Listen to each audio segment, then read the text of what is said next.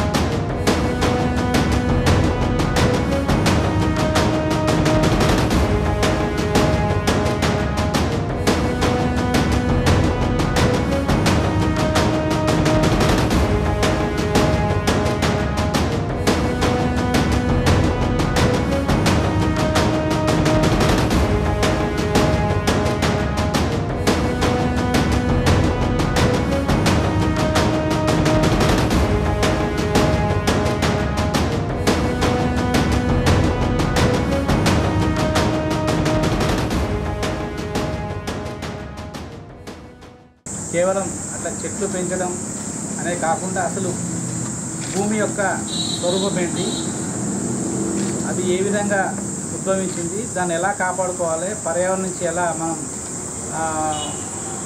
సుఖంగా హ్యాపీగా జీవించాలంటే, భావితరాలకు సస్టైనబుల్ డెవలప్మెంట్గా ఉండాలంటే కేవలం మనం జీవించేటప్పుడే కాకుండా మన భావితరాలకు కూడా ఈ భూమిపై ఉన్నటువంటి అన్ని ఫారెస్ట్ అయితే ఇంకా అతరితర అన్ని అంశాలను మనం భావితరాలు కూడా అందించాలంటే ప్రస్తుతం మనం పొల్యూషన్ లేకుండా దీన్ని కాపాడుకోవాల్సిన బాధ్యత ఉందని చెప్పి ఎలాంటి నెల్సన్ అనే అతను 1970లో యుఎస్ పర్యావరణవేత్త దీన్ని స్థాపించాడు. అప్పటి నుంచి ఈ ధరిత్రిని అంటే పర్యావరణాన్ని కాపాడుకునే ఉద్దేశంతో చాలా దేశాలు పాటిస్తూ వచ్చున్నాయి. ఈరోజు ఇక్కడ మన జయశంకర్ భూపాలపల్లి జిల్లాలో మన డిఎఫ్ఓ ప్రదీప్ గారు ఈ కార్యక్రమాన్ని చేపట్టడం నిజంగా హర్షించదగ్గ విషయం. అయితే మన తెలంగాణ హరితహారంలో భాగంగా మనం మొక్కలు నాటుతున్నాం కానీ దాన్ని తిరిగి సంరక్షించుకోవాలి. సంరక్షించుకుంటేనే దానికి సార్థకత చేకూర్చినట్టయితే. ఒక మొక్కను ఒక శాంప్లింగ్ తీసుకొచ్చి నాటాలంటే చిన్న మొక్కకు 500 రూపాయలు అవుతుంది. సో అది చాలా కాస్ట్. మనం అనుకుంటాం మొక్కే కదని చెప్పి చాలా లైట్ తీసుకుంటాం మనం, కానీ ఒక చిన్న మొక్కను మెయింటెనెన్స్ అయ్యే ఖర్చు ప్రతి నెల 500 రూపాయలు అవుతుంది, మామూలు విషయం కాదు. కాబట్టి మనం కొన్ని కోట్ల మొక్కలు మనం సంవత్సరం నాటుకుంటున్నాం. అంటే 33% ఫారెస్ట్ రిజర్వ్ మెయింటైన్ చేయాలంటే ఇవన్నీ చేయాల్సి తప్పదు. కానీ మనకు 23% వరకే ఉంది. కాబట్టి ఇంకా మనం అడవులు పెంచాల్సిన బాధ్యత ఎంతైనా ఉంది. దాన్ని ఫారెస్ట్ డిపార్ట్మెంట్ వారు ఎప్పటికప్పుడు వాళ్ళకి టార్గెట్ ఇస్తూ ఇవన్నీ ఫుల్ఫిల్ చేస్తున్నారు. రాబోయే కాలంలో మనం ఈ చెట్లను పెంచడమే కాకుండా వాటిని సంరక్షిస్తూ హరితహారంలో భాగంగా ఈ సంవత్సరం 1,34,00,000 మొక్కలు మనం నాటబోతున్నాము. దీనికి సంబంధించి ఫారెస్ట్ డిపార్ట్మెంట్ అయితేంది, అన్ని డిపార్ట్మెంట్స్ అయితేంది, ప్లస్ సాధారణ పౌరులు ఇంట్లో కూడా మనం మొక్కలు నాటి వాటిని సంరక్షించుకోవాలి. ఎర్త్ని కాపాడలేకపోతే భావితరాలకు భవిష్యత్తు లేకుండా అయిపోతుంది.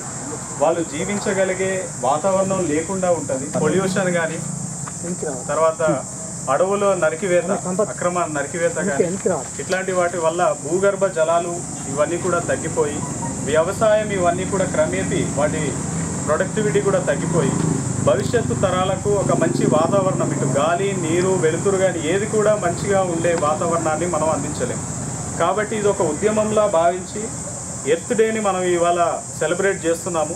దీని ద్వారా సమాజానికి ఒక మంచి చక్కటి మెసేజ్ ఇవ్వదలుచుకున్నాం. అదేంటంటే ఎర్త్ని, వాటి రిసోర్సెస్ని అన్నీ కూడా మనం కాపాడుకోవాలని. పంజాగుట్టలో అంబేద్కర్ విగ్రహ తరలింపుకు సంబంధించి దళిత సంఘాల నిరసనలు కొనసాగుతూనే ఉన్నాయి. ఈ నెల 13న హైదరాబాద్లోని పంజాగుట్టలో అంబేద్కర్ విగ్రహాన్ని తరలించిన ఘటనపై, అదేవిధంగా ఎంఆర్పీఎస్ వ్యవస్థాపక అధ్యక్షులు మందకృష్ణ మాదిగ హౌస్ అరెస్ట్ను నిరసిస్తూ గత కొద్ది రోజులుగా దళిత సంఘాలు నిరసనలు తెలుపుతున్న విషయం తెలిసిందే. సోమవారం అన్ని దళిత సంఘాలు పట్టణంలో ర్యాలీగా వెళ్లారు. కలెక్టర్ కార్యాలయం లోనికి వెళ్లేందుకు యత్నించగా పోలీసులు వారిని అడ్డుకున్నారు. కాగా కలెక్టరేట్ గేట్ ముందు బైఠాయించి నిరసన తెలిపారు. అనంతరం ప్రధాన రహదారిపై బైఠాయించి ధర్నా చేపట్టారు. సీఎం కేసీఆర్కి వ్యతిరేకంగా వారు నినాదాలు చేశారు. కాగా వీరు చేస్తున్నటువంటి ధర్నాతో వాహనాల రాకపోకలు కొద్దిసేపు నిలిచిపోయాయి. పోలీసులు వారిని తరలించి ట్రాఫిక్ని క్లియర్ చేశారు.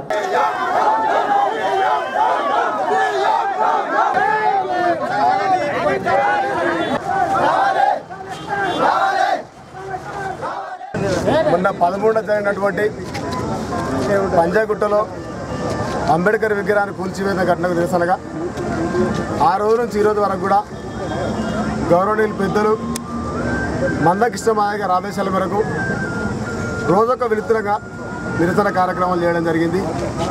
దానిలో భాగంగానే అన్ని సంఘాలు కలిసి కృష్ణమాది గారి పిలుపు మేరకు ఇక్కడ అన్ని సంఘాలను, నేతకాని సంఘం, నాయకపోటు సంఘం, లంబడక్కులపాడు సంఘం, బాలమానాడు, జనసమితి, బహుజన సమాజ్ మొత్తం పార్టీలు కూడా ఈరోజు సంఘాలు కూడా ఈరోజు కలెక్టర్ ఆఫీస్ ముట్టడిలో అన్ని సంఘాలు పాల్గొనడం జరిగింది. దీని ముఖ్య ఉద్దేశం ఏంటంటే 13వ తారీఖు పంజాగుట్టలో జరిగినటువంటి విగ్రహాన్ని వెంటనే అక్కడ నిర్మించాలని చెప్పి. రెండో అంశం, కేసీఆర్ ఇంతకుముందు ముఖ్యమంత్రి చేసి ఇప్పుడు రెండోసారి ముఖ్యమంత్రి అయిన ఇప్పటి వరకు కూడా ఏ ఒక్క రోజు కూడా అంబేద్కర్ విగ్రహాన్ని పూలమాల వేసిన చరిత్ర కేసీఆర్కి లేదని చెప్పి గుర్తు చేస్తూ ఉన్నా. మూడో అంశం ఏంటంటే 3 సంవత్సరాల క్రితం ఎన్టీఆర్ గార్డెన్లో అంబేద్కర్ విగ్రహం 125 అడుగుల విగ్రహం పెడతా అని చెప్పి ఇప్పటి కూడా పెట్టిన పాపాలను కేసీఆర్ పోలేదని చెప్పి ఈ సందర్భంగా గుర్తు చేస్తూ ఉన్నా. కాబట్టి ప్రజలారా, మేధావులారా, బహుజనులారా, గిరిజనులారా, మీరు అందరూ కూడా బహుజనవాదాన్ని ముందు పెట్టుకొని మనందరం కూడా ముందు నడిచిన బాధ్యత మనందరికీ ఉన్నది. దీనిలో భాగంగా 27 తారీఖు ఇందిరా పార్కు అంబేద్కర్ వాదుల మహాసభ ఉన్నదని చెప్పి సందర్భంగా మీ అందరికీ నేను పిలుపునిస్తూ ఉన్నా. ఆ సభకు ఇక్కడ ఉన్నటువంటి దళితులు, గిరిజనులు, బహుజనులు అంతా కూడా పాల్గొని ఆ సభను విజయవంతం చేయాలని చెప్పి ఈ కలెక్టరేట్ ఇచ్చడం జరిగింది. కాబట్టి ఇకనైనా కేసీఆర్ దళితుల పట్ల వివక్ష చూపితే ఆ దళితులే రాబోయే రోజుల్లో సమాధానం చెప్పడానికి ముందుంటారని చెప్పి నేను గుర్తు చేస్తూ ఉన్నా. ఈ సందర్భంగా అక్కడికి చేరుకున్నటువంటి డిఆర్ఓ వెంకటాచారికి దళిత సంఘాలు వినతి పత్రం ఇచ్చాయి.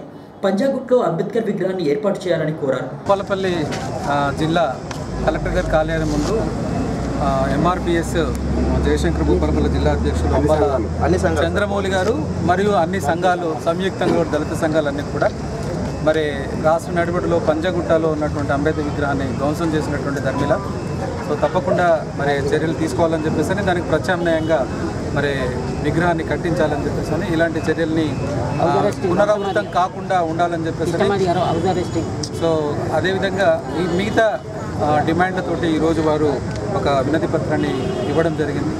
సో ఇక్కడ డిఆర్ఓగా జిల్లా రెవెన్యూ అధికారిగా నేను వారి యొక్క వినతి పత్రాన్ని స్వీకరించడం జరిగింది. ఇది తప్పకుండా ప్రభుత్వం దృష్టికి తీసుకెళ్తామని చెప్పేసి దీని పట్ల సానుకూలంగా స్పందించే విధంగా చర్యలు తీసుకోవాల్సిందిగా రాష్ట్ర ప్రభుత్వాన్ని కోరుతామని చెప్పేసి కూడా ఈ సందర్భంగా తెలియజేస్తూ ఉన్నాం. ప్రభుత్వ పాఠశాలల్లో పనిచేసే స్కావెంజర్ల సమస్యల్ని పరిష్కరించాలని డిమాండ్ చేస్తూ జయశంకర్ జిల్లా కలెక్టర్ కార్యాలయం ముందు స్కావెంజర్లు ధర్నా చేపట్టారు. చాలని వేతనాలతో గత 9 సంవత్సరాలుగా ప్రభుత్వ పాఠశాలలో స్కావెంజర్లు పనిచేస్తున్నారని, కనీస వేతనంగా 18,000 వేతనాలు చెల్లించాలని డిమాండ్ చేస్తూ సిఐటియు ఆధ్వర్యంలో స్కావెంజర్లు ధర్నా చేశారు. ఉద్యోగ భద్రత, అదేవిధంగా గుర్తింపు కార్డులు ఇవ్వాలని డిమాండ్ చేశారు. గత 9 సంవత్సరాలుగా ప్రభుత్వ పాఠశాలలో పనిచేస్తున్నటువంటి స్కావెంజర్ల సమస్యలు రోజు దినగణంగా పేరుకపోతూ ఉన్నాయి. వీళ్ళకి ఇచ్చేటువంటి జీతం చాలని జీతం ఇస్తూ ఉన్నారు. 2000 నుంచి 3000 రూపాయల మధ్యలో ఇవ్వడం మూలంగా వీళ్ళ కుటుంబం బతికేటువంటి పరిస్థితి లేదు. ఇచ్చేటువంటి జీతాలు కూడా 6 నెలలకు ఒకసారో 3 నెలలకు ఒకసారో ఇస్తూ ఉన్నారు. 10 నెలలే ఇస్తూ ఉన్నారు సంవత్సరంలో. కాబట్టి 12 నెలలు ఇవ్వాలి అని చెప్పేసి ఇచ్చేటువంటి జీతం కూడా బ్యాంకుల ద్వారానే ఇవ్వాలని చెప్పేసి వాటితో పాటు కనీస వేతనం ఈరోజు బతకాలంటే కనీసం 18,000 రూపాయలు ఇవ్వాలని చెప్పేసి ఉద్యోగ భద్రత, గుర్తింపు కార్డులు ఇట్లాంటి తదితర సమస్యల పరిష్కారం కోసం అనేకమైనటువంటి రాబోయే రోజుల్లో పెద్ద ఎత్తున పోరాటం చేయబోతా ఉన్నాం. వీళ్ళ డ్యూటీలు స్కావెంజర్ డ్యూటీ, కానీ స్కావెంజర్ డ్యూటీ కాకుండా స్వీపర్ డ్యూటీ, అటెండర్ డ్యూటీ, చెట్లను నీళ్లు పోయడం, అదేవిధంగా చెట్లను తొలగించడం ఇట్లాంటి అనేక రకాల పనులు చేయిస్తూ ఉన్నారు. కాబట్టి ఈ పనులు తగ్గించాలని చెప్పేసి వాటితో పాటు స్కావెంజర్ డ్యూటీ చేస్తున్నటువంటి వారికి కనీసమైనటువంటి సేఫ్టీ పరికరాలు ఉండట్లేదు. మాస్కులు కానీ, బ్లౌజులు కానీ, స్కావెంజర్ చేసేటువంటి పనుల మెటీరియల్ కూడా కొనిచ్చేటువంటి పరిస్థితి లేదు. కాబట్టి అందుకోసమని తక్షణమే ఈ సమస్యలు పరిష్కారం చేయాలని చెప్పేసి ఈ సందర్భంగా కోరుతా ఉన్నాం. అదేవిధంగా స్కీమ్ వర్కర్లకు ఏదైతే అంగన్వాడీ, ఆశ ఇట్లాంటి వాళ్ళకు వేతనాలు పెంచి ఇల్లు తక్కువ వేతనంతో పనిచేస్తున్నటువంటి వీళ్ళకు కూడా భవిష్యత్తులో వేతనాలు పెంచకపోతే రాబోయే రోజులలో పెద్ద ఎత్తున పోరాటం చేస్తామని చెప్పేసి ఈ సందర్భంగా హెచ్చరిక జారీ చేస్తా ఉన్నాం. ఈ సందర్భంగా వారి సమస్యలతో కూడిన వినతి పత్రాన్ని డిఆర్ఓ వెంకటాచారికి అందించారు. జయశంకర్ జిల్లాలో సోమవారం పలు చోట్ల వర్షం పడింది. సాధారణం నుంచి ఓ మోస్తరు వర్షపాతం నమోదైంది. ఉపరితల ఆవర్తన ప్రభావంతో పలు చోట్ల వర్షం పడింది. జిల్లా కేంద్రంలో ఉదయం ఎదురుగాలితో కూడినటువంటి వర్షం కొనసాగింది. వర్షం దాటికి తాటి చెట్టు నేల కొరిగింది. అదేవిధంగా టేకుమట్లలోని పెద్దంపల్లిలో కూడా ఎదురుగాలితో కూడినటువంటి వర్షం పడింది.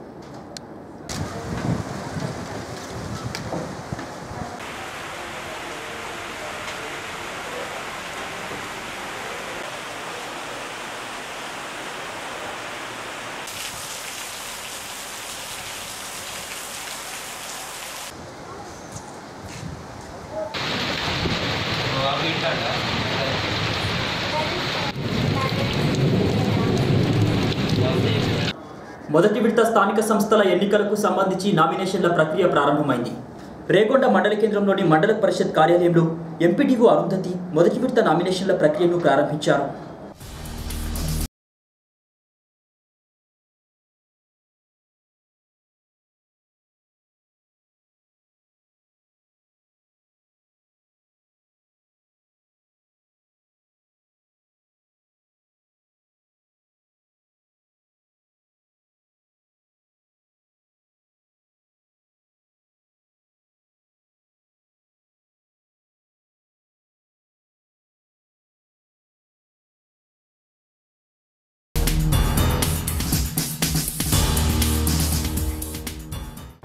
ఇవి ఈనాటి వార్తా విశేషాలు. తిరిగి ప్రసారమే వార్తల్లో మళ్ళీ కలుసుకుందాం. అంతవరకు సెలవు. నమస్కారం.